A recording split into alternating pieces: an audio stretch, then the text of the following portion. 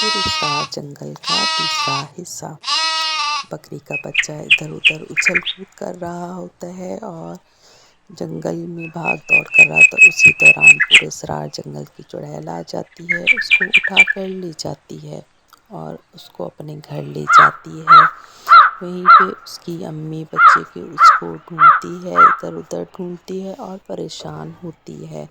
جنگل کے تمام جانور، چرند پرند سب اس کے رونا دیکھ کر بہت ہی پریشان اور دکھی ہوتے ہیں۔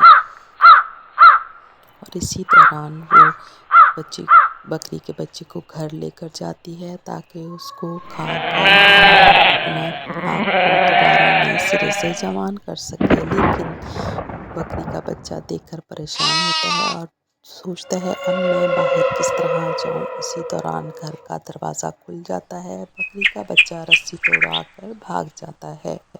وہی مسافر وہاں سے گزرتا ہے تاکہ گھر جا کر دیکھتا ہے گھر میں کوئی نہیں ہوتا۔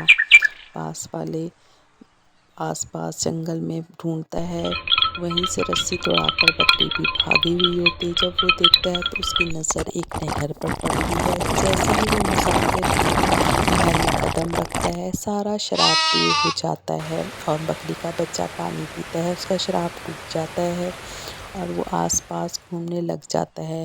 بکری کا بچہ اماں کے گرد کرتا ہے۔